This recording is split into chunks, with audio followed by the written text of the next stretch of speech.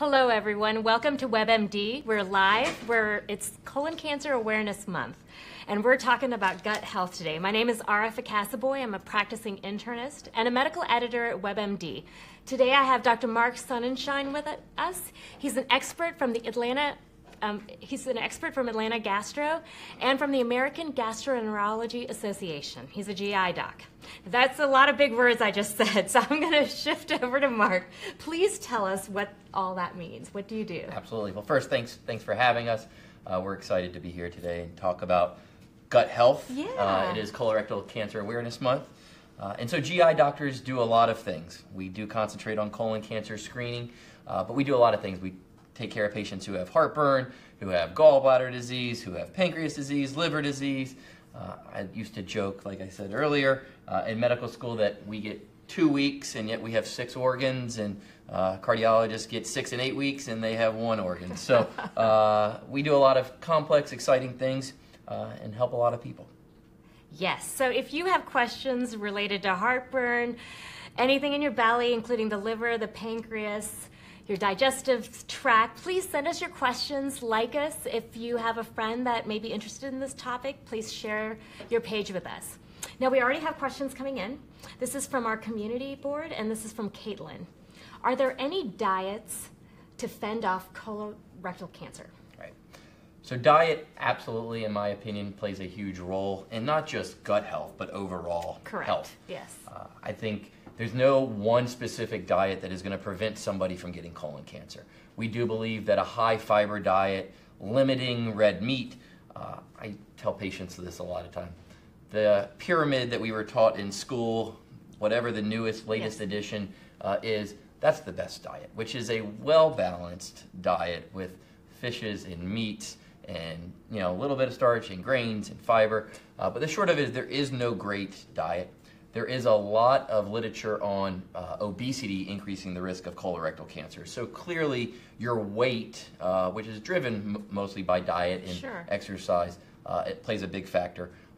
But as far as a specific diet, if I eat this, I won't get that, there really isn't much out there. But a high fiber diet is the most important thing, and limiting, but not excluding, but limiting red meat is another thing. And the high fiber diet, Americans in general, we don't have a high fiber diet, so it is something that most of us can improve upon. One of the things I like to teach people about is the nutrition label. So if you're looking at processed foods like crackers and breads and cereals, look for higher fiber on that. So at least 3 grams of fiber. And that way you can choose between 2 crackers if you're going to go the cracker route and pick the one that has more fiber.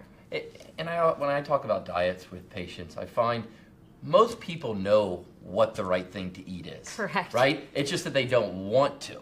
And so I think, having a little bit more control and realizing maybe 6 days out of the week I'm going to eat really well, and I'm going to avoid the junk food and the sweets, and I'm going to eat more vegetables and fruits and the whole grains. And once a week, whatever, I'm going to, splurge. But I think that, to me, we know what the right thing to eat is. Whether we do it or not. No, that's great advice, like sort of everything in moderation. That's exactly right. Okay, so we're going to move on to Carly's question. I drink 2 to 3 glasses of red wine a week. Lately, I've been getting sick a lot. Is it possible for alcohol to damage your stomach lining and make your immune system weaker? Right, so alcohol doesn't necessarily damage the lining of the stomach. What it does do, first of all, it can give a lot of people heartburn, especially red wine. It also can damage the liver, which can then lead to other things. So again, it goes back to our previous comment about everything in moderation. Clearly, if you're eating or drinking something that you don't feel well from, you should stop. I mean, that to me is easier said than done, but is a nice first step. But the second thing is that some people can't tolerate any alcohol. Some people can tolerate one drink a day. If you were to look at sort of various guidelines, they would say that the liver can only handle 1 to maybe 2 drinks on average a day. Less for women than men. But in general, I used to say 1 drink is about all one should have on an average daily basis. But as far as does it ruin the lining? Not if you're doing it in moderation and don't have any other underlying conditions causing it. That's good to know. All right, so this question is from Jeannie. Do probiotics help fight against colon cancer? Probiotics are something I use a lot in my practice. There is not a lot of literature at this point to prevent colorectal cancer. I do believe that probiotics tend to improve one's lifestyle, which I think if you're taking probiotics, it sort of means that you're more conscious about your health. So, are you talking about probiotics, foods like yogurt or supplements? Both. Okay. It doesn't matter to me. But there is no great literature at this point as far as probiotics. So is it something I'm a hard fast on and every one of my patients I tell them to take? I don't. But do I think that it encourages a healthier lifestyle? I think it does. I think a lot of patients actually notice a difference in various symptoms, whether it be bloating or their bowel movements. So I do think that they help. I think that they're a more natural way than medications. But there is no great data for them in really any medical condition. So they are sort of, to me, a supplement to whatever your doctor's already prescribing to help your symptoms. And that's definitely something when you're looking into probiotics to talk to your doctor about which brand. Some have more scientific literature behind them than others, and expiration date's really important. I know that with infectious diarrhea and infectious gut conditions, doctors are using it more often as well, as opposed to, so it's actually to supplement treatment for a medical condition versus just taking it for overall health. Right. No, absolutely. And so, I mean, there are conditions that I will pick one probiotic over another one because maybe there's a tiny more literature for one over another. But again, they are an add-on to what you're already doing or what your doctor's already telling you to do. Just because there isn't a lot of great hard literature for a specific condition to take them. Each condition that I use them for, and I tailor which probiotics I use, there may be some suggestion that they're beneficial, but very little at this point as to this is the treatment. Probiotics are the treatment for something More else. info to come, more research to come. Exactly. All right, so this question is from Tony. How often should you get a colonoscopy? I have a mother who died from it and a sister who currently has it. All right, Tony, I'm so glad you're asking this question. So Tony's asking a great question about sort of what are the guidelines for screening for colon cancer. Yes. And so when I'm trying to make that decision as to what the right screening tool is, as well as what the right guidelines are, surveillance, timing, I like to factor in what are the risk factors first of all. So risk factors for colon cancer are going to be family history. So for Tony, has a significant family history, has 2 first-degree relatives. But so I'm trying to factor in risk factors versus, which would mean someone's a higher risk versus an average risk individual. So first, for average risk individuals, it will be every 10 years, starting at age 50 for Caucasians and age 45 for African Americans. Okay. If you are high risk, like Tony is, then it will depend on at what age first-degree relatives had their colon cancer. So usually we say we start screening 10 years prior to the time that a sibling or a parent were diagnosed. So high risk, you really tailor it based to what the risk factors are. Other factors, risk factors for colon cancer besides family history are going to be inflammatory bowel disease. A personal history of colon cancer actually puts you at a higher risk for a second colon cancer, so you're surveyed more closely. So patients who have inflammatory bowel disease, we may start screening at age 25 or 30. Patients who have a family history, we may start at 25 or 30, and even younger than that if there's significant family history. So really, it's a tailored decision, but in general, average risk individuals, 45 for African Americans, 50 for Caucasians. Yeah, so Tony, please check in with your doctor. Yes. And what's going to be important is that not just this initial evaluation where you figure out if you need to be screened right away or you have some time, but then keeping up with that if you're supposed to get screened every 3 years or every 5 years or every 10 years, that you have it in the calendar and remember to get that done and not let it fall off. And I wanted to point out something important that Marc mentioned about inflammatory bowel disease. That's different from irritable bowel syndrome, and the two terms sound so alike that that's a mistake that easily can happen. But inflammatory bowel disease is ulcerative colitis and Crohn's disease. And if any of you have those conditions or are curious about it, please let us know and send us questions. And that's a great point because irritable bowel, 40 to 50% of people may have, yes, right? Yes. Inflammatory bowel, you're talking more like 1% of people. So it is a major distinction, both prognostically, meaning looking forward as far as risks, but also therapy-wise. So understanding that whether you have irritable bowel or inflammatory bowel, major difference. All right, so this question is from Dee Dee. Is there a home remedy for acid reflux? So a lot of patients come in and we'll talk about apple cider vinegar, that it works. The best home remedy is going to be your diet, so watching foods that you eat. So avoiding spicy foods, avoiding chocolate, avoiding red wine. There's some people who have trigger foods that aren't the classic trigger foods. But as far as other home remedies, some people say they use baking soda at home and with water. It's nothing I really have recommended to patients. Some patients use turmeric. So there are a bunch of things on the internet, but nothing that I recommend at this point. I think lifestyle changes is really the biggest. Nothing that's better than, like Marc said, the food choices. And what you said earlier, we were talking a little bit about this earlier, losing weight. So if you're wearing tight-fitted clothes, it really is, there is a mechanical component to this. So if your waist is cinched in, that's going to worsen the chance of reflux. Absolutely, and a lot of people eat late at night and then they'll go and lay down to sleep, and so then that's just sort of not letting gravity help. So there are patients who will either elevate their bed or sleep under a wedge. Oh, you totally said what I was thinking, because I was going to point that out, that people talk about elevating the bed, but I wanted to make sure we all said it's truly elevating the bed. So putting stuff under the front stops to raise the bed, because if you just do the pillows, you can actually worsen the reflux. It has to be the mattress with a wedge pillow or the bed itself. Absolutely. All right, so our next question is from Zeba. Does constipation contribute to colon cancer?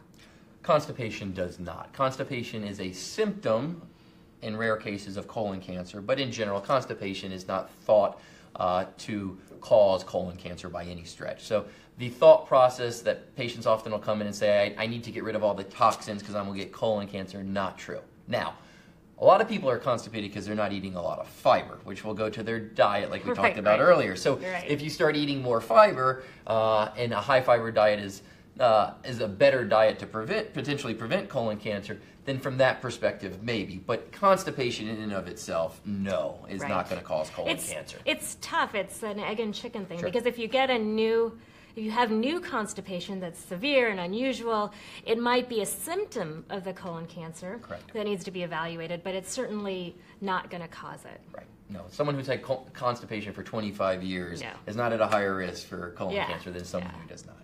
All right, so this question is from Doreen. Can GI tract bacteria really affect mental health, i.e. depression? What do you need to do if so? Well, it's an interesting question, because I think we are now learning more and more about the bacteria in the GI tract. They're calling it the new universe. That's exactly right. The microgut biome. Right, exactly. So the answer to the question is probably not at this point, or we don't know, is probably a better response to that question. I think there's a lot we don't know about the bacteria in the GI tract and what factors it plays. We do believe inflammatory bowel disease has to do with sort of a dysbiosis, sort of the bacteria being altered. So there is something going on with the bacteria and then the foods that are contributing to why the bacteria is different. But at this point, there's no link between mental health and gut bacteria. So, I think more to come. Absolutely, more to come. And it's tough even teasing that out. I mean, if you're in pain, you may be at risk for depression, but it's pain and not necessarily whether it's from the gut or somewhere else. Absolutely. And there's a huge connection between the gut and the brain. And that's that whole universe that we're... That's exactly right. Now, how much the bacteria play into it, I think, is very interesting, but not at this point. All right. Okay, our next question is from Martha. Why is there a sudden surge in colon cancer with millennials? This is very timely, given the article, yesterday, the research in the news. I love that you've asked this question. Absolutely. So I don't think we know. I mean, that's sort of what the article said, is that we see a rise, and we need to figure out why there is a rise. I suspect it has to do with diet. I suspect it has to do with people not being as active as they used to be. I mean, I live on my phone. I think a lot of people live on their IT devices. So I think activity level, I think diet probably play a role in it, but we don't really know at this point. I mean, I think what it tells me, though, is that there is a rise, and so patients who are having more symptoms need to be more aware of their symptoms and discuss it with a GI doctor or just their physician in general to make sure there isn't something more concerning going on. I think the other interesting to the article that hasn't been in the news as much is that there's been a decrease in colon cancer in patients over the age of 50, which means we're doing a better job at screening the patients who actually get colon cancer on a more frequent basis. So yes, there's a rise in millennials and Gen Xers. It's important. Those people should not sort of blow off symptoms. If they're having symptoms, change in bowel habits, worsening constipation, rectal bleeding, that's not normal and should be evaluated. But I think the other part of the coin of that article was we are also doing a good job in people who are 50 and over.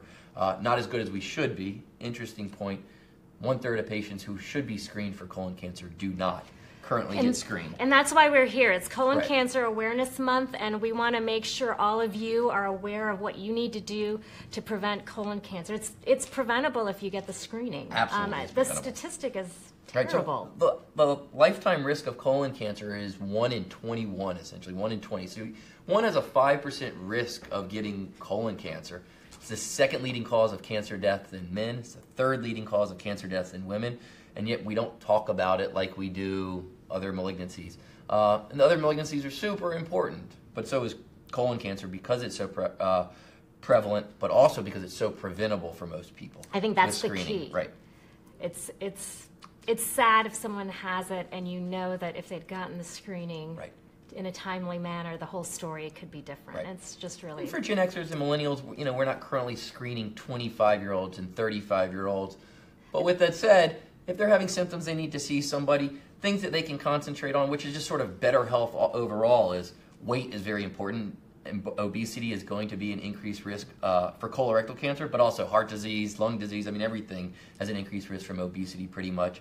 And activity level. So watching your diet, being more active, things that we all know, whether we do or not is a whole different game. But, those are the exciting things to me about the study was that we're doing a better job at 50-year-olds. That's good. Now we need to concentrate on everybody else. And when we talk about colon cancer, what are the signs and symptoms that you want to let our audience know that these are the red flags that you've got to get into the office? So red flags is the key. And that's our doctor term for serious symptoms. So red flag symptoms for colorectal cancer, first of all, rectal bleeding. So bleeding is not normal. Now, is all rectal bleeding colon or rectal cancer? It is not. And actually the majority will be something else. However, it should be evaluated. So rectal bleeding, change in bowel habits, whether it be frequency or consistency of your bowel habits, abdominal pain that's unrelenting or abdominal pain in general that's new, weight loss, or the other thing is anemia, so low blood count. So those are sort of the 5 things that I'm always asking patients when I'm worried about colon cancer. Are you losing weight? Have you had a change in your bowel habits? Are you bleeding? Do you have any anemia? Those are all important questions for me. And these are the questions that, you take them to your primary care doctor and they'll ask you a lot of other questions because they're sorting through, all right, so these symptoms are concerning and I need to get my patient the right test to answer what's going on. And so they may then refer you to a gastroenterologist like Marc to get further evaluation. And it really takes a lot to be proactive and follow through with all the steps because sometimes it can take a few visits to get your answer. You go to your primary care doctor, you go to the GI doctor, you get scheduled for the colonoscopy, you show up. And there may be other tests, other conditions that are being screened at the same time. So while you have to be proactive and kind of get things done in a timely manner, sometimes it can take a bit of time. Right. And I think one of the things I often talk to my patients about is, feel like you know your body. Be your own advocate. It does become a point where you've done a bunch of tests and maybe we haven't found an answer, but we've told you what it isn't. But the short of it is, to me, is you need to know your body. And if you're not getting the answers, you need to go find the answers from somebody else. And while you're doing that, work on your own lifestyle. Work on stress. Work on diet. Work on activity. All the things that you do have control over. That's great. So for those of you joining us, it's Colon Cancer Awareness Month. My name's Arefa Cassoobhoy. I'm a practicing internist and a medical editor at WebMD, and I have Dr. Marc Sonenshine here with Atlanta Gastro. He's a GI doc representing the American Gastroenterology Association, and we're answering questions about gut health. Our next question is from Tuhin, and this question is, any relationship between smoking and colon cancer? Absolutely. So tobacco, thank you for bringing that up, because I should have brought it up. Because we wanted to get it in. Yes. Don't smoke. So there are very few. I can only think of one medical condition that actually benefits from tobacco use. But colorectal cancer, actually, you are at a higher risk for people who smoke. It goes to our discussion about lifestyle. Cutting out tobacco is super important. I always talk to my patients about making one change at a time. I think if you try to change everything, it becomes much more difficult. Some people have a different approach and say, nope, cold turkey, change everything. Yeah. I find it's harder to sustain that. Okay. But that's my personal, there's no right or wrong answer. But clearly, tobacco use increases the risk of not just colon cancer, but a bunch of other malignancies as well. Heart disease, everything else, atherosclerotic disease. Right. So tobacco has very limited benefits in my belief. Probably none. Right. All right, so now we're going to shift gears. This next question it's almost a two-parter. This is from Mike. Is diverticulitis genetic or gene-related? But I think we'll have to start with what is diverticulitis. Right. So diverticulitis is an infection from diverticulosis. So diverticulosis are outpouchings in the colon. 60% of 60-year-olds on average will have it. So it's pretty prevalent. Okay. But only about 15% of people will actually have complications from diverticulosis. So most people will live their life with diverticulosis, maybe even not know that they have it. Maybe it's found on a colonoscopy or some other test, but never have a problem with it. Diverticulitis is infection of diverticulosis, and that is sort of acute onset, usually left lower quadrant abdominal pain with change in bowel habits, fever. Those are sort of the classic symptoms, and oftentimes do require antibiotics to treat it. I am unaware of specific data that says it is a genetic condition, though anecdotally I absolutely have patients who have it and say, oh yeah, my mom had it, my dad had it. Now the question I always wonder is, did they have diverticulosis or diverticulitis? Remember, very different, and 60% of 60-year-olds will have it. So it's a very common condition, the diverticulosis. The diverticulitis part, not as common, and so I don't think that there's a genetic component with it necessarily. And a lot of people will bring up dietary changes with diverticulosis and diverticulitis, and I know there's differing Yeah, opinions. so it depends on where you read, who you read. Yeah. People used to say avoid seeds, avoid nuts, avoid popcorn and corn and all those things. There's no great data to support that.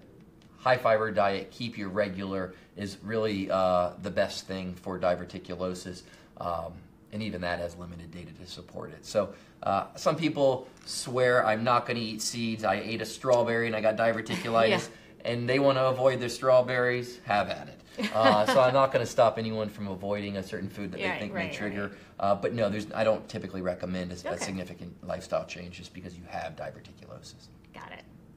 All right, this is from Eris. Does diet matter in ulcerative colitis?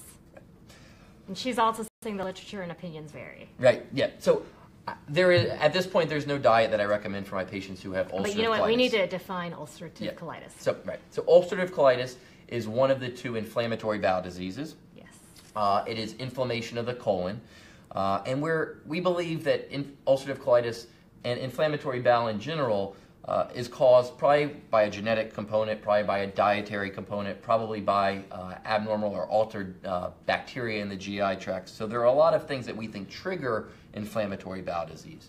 But currently there is no great diet to say, if I follow this diet, I will go into remission. My inflammation in my colon from my ulcerative colitis will go away. Okay. As we said earlier, 40% of patients will have irritable bowel. 1%-ish will have inflammatory bowel, which is ulcerative colitis. So you can absolutely have irritable bowel on top of inflammatory bowel, and so those patients, I believe, do benefit from sort of altering their diet. But for ulcerative colitis and Crohn's disease, very, very limited research at this point to recommend a specific diet by itself. Meaning there's no dietary change by itself at this point that I would recommend for someone who has inflammatory bowel disease.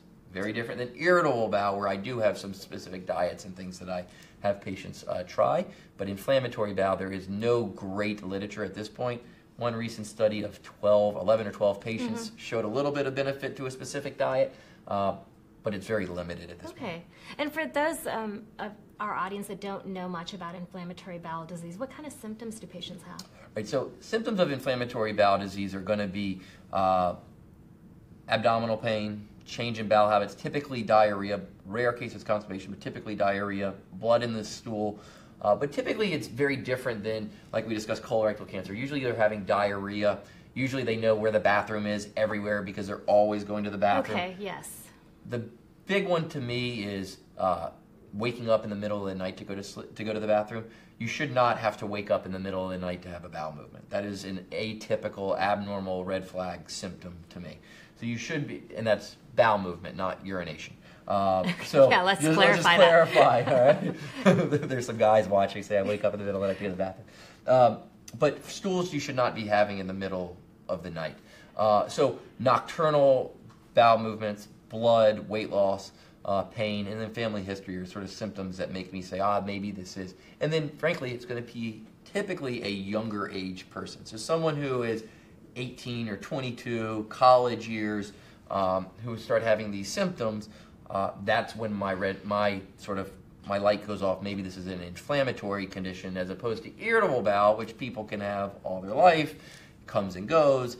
The inflammation rarely just sort of comes and goes, and so they have symptoms. For those of you joining us, we're talking about Colon Cancer Awareness Month and gut health, and we've covered a lot of topics: diverticulitis, ulcerative colitis, colon cancer, regular diarrhea, and this topic made me think that very first patient, the younger man with the rectal bleeding. Right.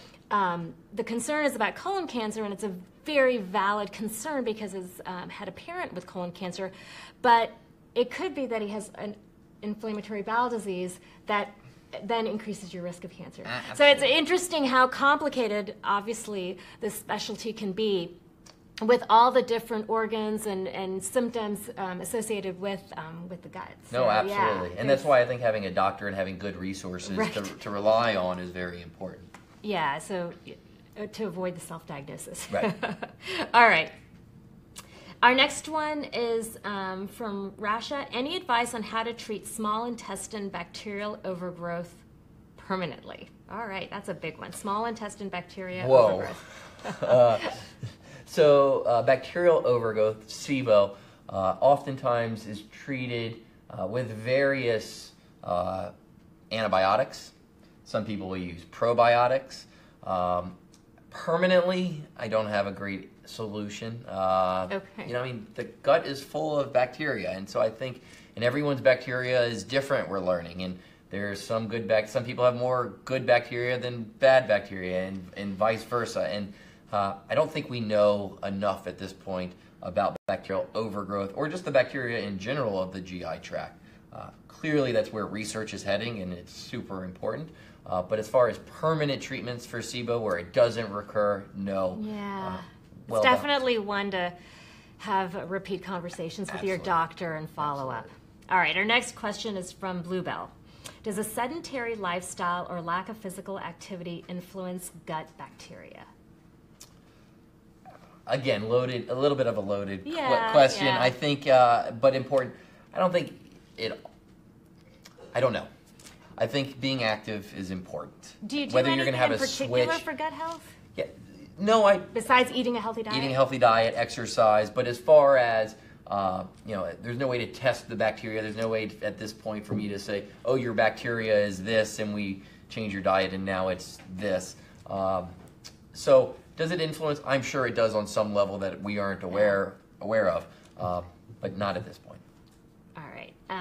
Christine, what causes polyps? What can you do to stop them? I was diagnosed at 42 with rectal cancer, and now I have polyps and have to have them removed every 3 months.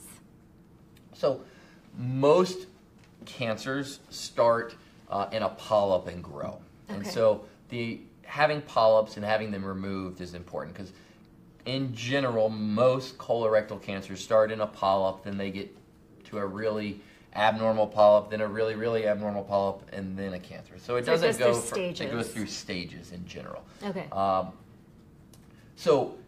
But how to prevent them? Some people just make them. I mean, there's just, genetics is a huge component. Diet is a huge component. So there's no great way of saying, if I just do this one little thing, I'm no longer going to have polyps. But knowing that you have polyps is important because then it says what my risk moving forward is. So I tell patients a lot of times that colonoscopy, in my opinion, is the only test in medicine that is threefold. It's diagnostic in the sense that we're able to look at the colon and see what's going on and specifically find polyps or cancer or inflammation. It's therapeutic in the sense that when we find a polyp, in most cases we can take it out at the time of the colonoscopy. Right. And then it's prognostic because I can tell someone, hey, listen, you were average risk going into the procedure, you had no polyps, your average risk coming out, let's repeat it in 10 years. If you have polyps, then I can say, hey, listen, your average risk going in, but now you're higher risk because you had this type of polyp, so I can prognosticate that you're at a higher risk than someone else. And so we would repeat your colonoscopy, whether it be 3 months, 3 years, 1 year, 3 years, 5 years, whatever it may be, based on the polyp. So to me, it's the only test in medicine where you're going to be diagnosing, taking care of the problem, and being able to prognosticate. Whereas everything else, other screening tests, you get one test, then you got to go back for the second test if the screening test is abnormal, which is important, but it doesn't have the same utility that a colonoscopy has. Christine, thank you for sharing that with us. I'm hoping you're doing well after the rectal cancer, and I know it's going to be hard keeping up with those 3-month appointments, but I'm glad you checked in with us. All right, our next question is from Amy. Can you please provide some help for constipation during pregnancy? So constipation during pregnancy is a tricky one. The hormones are very different, and I have never experienced this for myself. I have, so I could add my little 2 bits. But it does have to do with literally the change in hormones, and so an increased risk and an increased raise in progesterone oftentimes will cause constipation. And there are some therapies, but it's very tricky because you got to make sure it's safe for the fetus and yet is relief for the patient. So a lot of people end up using stool softeners. A lot of people add extra fiber to their diet. A lot more water, a lot more exercise, and then if necessary, they use various medications that are thought to be safe for the baby as well as for mom. But in general, I like to start with Dietary and go from there. I know I delivered my babies at the hospital that you work at, and the nurses there were giving us hot apple juice mixed with the prune juice. Oh. And so something about the heat, whatever. I mean, the nurses knew their stuff, and it worked. Well, and prune juice absolutely works. But the apple juice sort of cut the taste, and there was something about the warmness. And they're warming it up. That's a new one for me, so I will take it back and thank them from the hospital. All right, so this next question is from Danish. Are tension and stress related to stomach aches? So there is a component of, we believe, stress related to irritable bowel syndrome. So yes, I think that they can be. The problem is that it's like you said earlier, the chicken or the egg. Are you having problems, stress because of the stomach aches, or is it outside factors that are causing stress and then leading to the stomach aches? But a lot of people do find that when their stress or anxiety goes away, so does their GI issues and complaints. So a lot of times, if people have irritable bowel and we believe anxiety and stress is playing a role in their GI symptoms, then we actually will use medicines or various mechanisms to control anxiety and stress, whether it be see a therapist, use medicines, or just exercise or other things. So yes, there is a component of anxiety and stress or tension being tied to the GI tract. And I absolutely agree with what you're saying, and we'll take it a step further. This whole mind-body connection is very much a real thing, and some people it manifests as gut symptoms. Some people get headaches.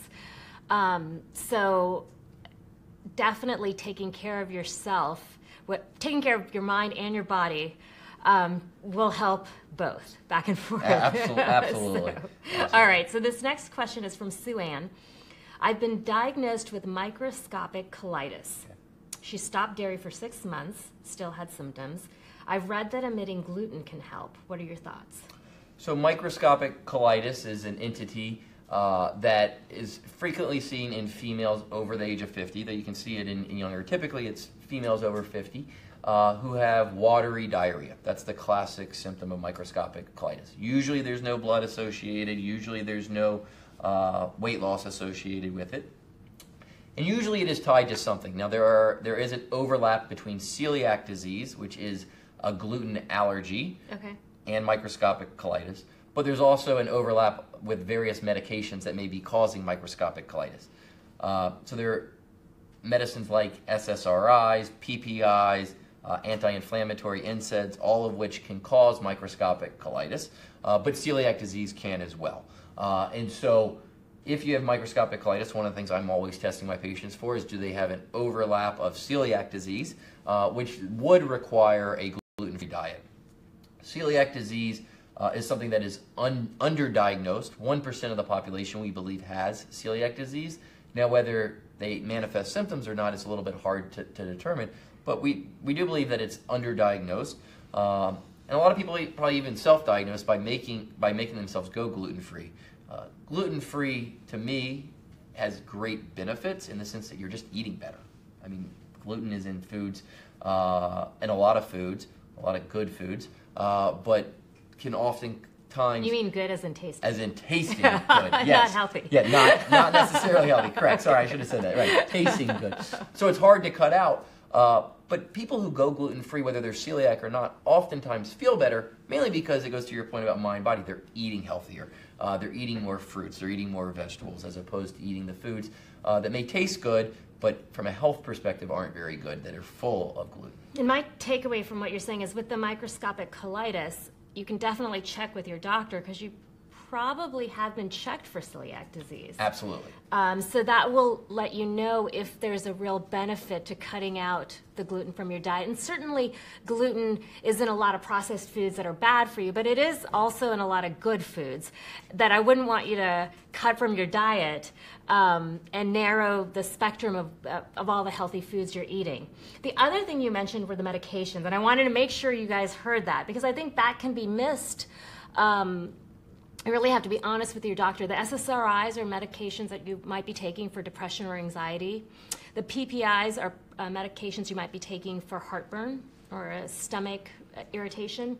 And what was the last one that you NSAIDs, anti-inflammatories. So NSAIDs are medications like ibuprofen and naproxen and aspirin. So that would be the list of medications that can be associated with this condition. All right, so the next question is from Anthony. Does gut health affect lupus? Yes, I guess. I mean, there's no direct link. I think there's some overlap with lupus and some symptoms that people get. But, you know, again, I feel like a little bit of a broken record that the healthier you eat, you may help. But lupus is an inflammatory condition that oftentimes requires medications to control. Is there a connection by how one feels by their exercise and their stress level and their diet? Sure. But as far as can I change my diet and my lupus will go away, I don't believe that's the case. But that's more rheumatology. It's a tough condition to suffer Absolutely. from. Yeah. This question is from Hardicke. Any home remedies to help with IBD? So it's IBD, but maybe we should focus on irritable bowel? Right, so IBD is inflammatory bowel. No great home remedies that I'm aware of nor advocate for. IBS, irritable bowel, which is way more prevalent than IBD.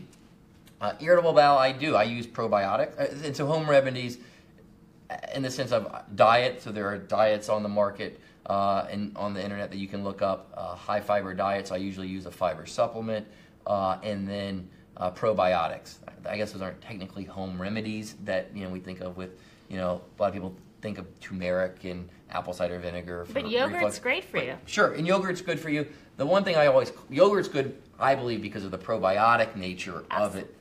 But there is a component of irritable bowel and lactose intolerance, which then sometimes I feel like I may be making a little bit worse because there is a a lot of people are lactose intolerant, and that's why they have an irritable bowel, not from anything else. So That's I absolutely always tell them to try yogurt with probiotics, but if that doesn't work, then just go get regular probiotics and cut out the dairy for a little bit. Okay. Our next question is from Luana. What can I do for gastroparesis? So gastroparesis is the stomach not emptying well. So gastro meaning stomach, paresis meaning sort of paralyzed stomach. So the stomach isn't emptying well. And that's something like diabetics. Right, so the classic is diabetics or patients who are on narcotics, pain medicines, because those are the two classic where the stomach doesn't empty. And so patients will get this feeling like the food just isn't emptying from their stomach. It's like it's sitting there. They get full real easily. The first thing I always do is get patients eating smaller, more frequent meals. So instead of sitting down and eating a large plate, maybe eat a meal, a couple meals a day, 4 or 5, but much smaller sizes, because the less you eat, less it has to empty. Liquids are always easier to empty than solids, so going to more shakes or yogurts are easier to, will be easier for your stomach to empty. And then just sort of trying to change what you eat. So typically low fat, low fiber will help.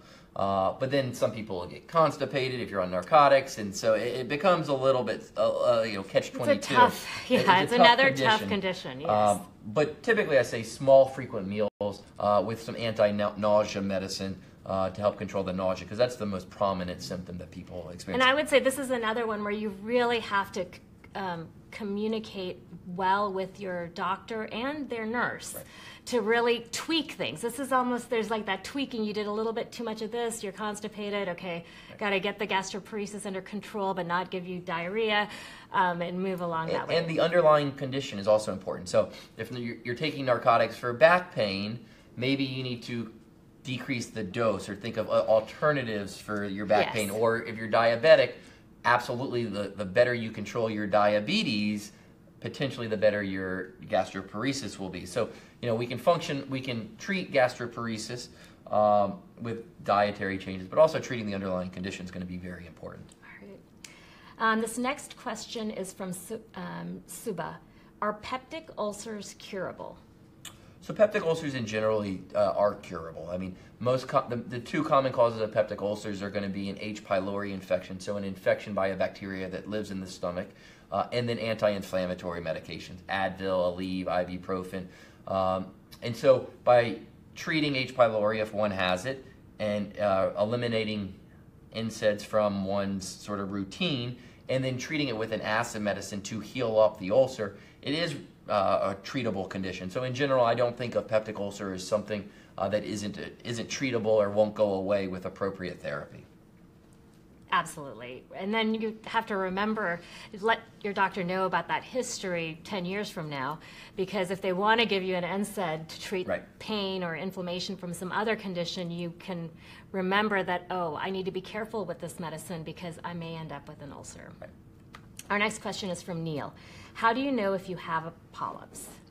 So polyps are asymptomatic. So most people, you will never know. No symptoms. Which goes to our point of, if you meet criteria, you need to be screened. And so part of healthy mind, healthy body is also following guidelines for patients who are healthy. So my biggest fear is that a 50-year-old who's completely healthy says, listen, there's nothing wrong with me because I feel great, and they're not going about the recommended screening guidelines. And so preventative testing is very important, regardless of what your family history is and how you feel. So if you feel great and you're going about your life and you're exercising, unfortunately, you can still get sick as well. And so following the guidelines, so polyps are asymptomatic.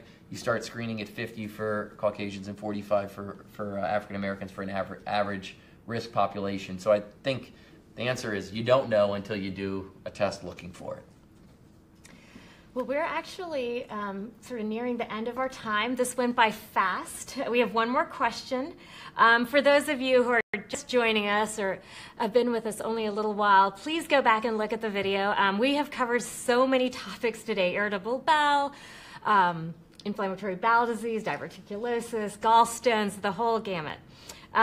So our last question is from Corey from Communities. For several months, I've had constant belching. I've tried everything to stop it. I do have GERD. Could this just be another symptom? or what else can cause you to constantly belch? Yeah, so belching is something that aggravates a lot of people, unfortunately. And belching is just the release of air or gas from the stomach. So can it be reflux or related? It can. Can it be mechanical related in that you have a big hernia, hiatal hernia or something? It's possible. Again, to me, belching is just release of air. It's natural. It's just unfortunate, and people don't like it because it's not convenient. Right. But in and of itself, it's not a major concern. What I usually tell people is stay away from carbonation because you're putting added bubbles, which is gas, in your stomach. So stay away from carbonation. Don't use straws because oftentimes when you swallow with a straw, you also will swallow air, which is just more air in the stomach. Avoid gum. Avoid mints. Those are usually the best things, and then treat the underlying reflux. But short of that, it can be very challenging. That's good advice, though. I mean, the straw one doesn't, to me, it's not intuitive that you're swallowing air when you're using a straw. Right. And the gum one also, because you're swallowing air every time you chew, people don't realize it. Exactly.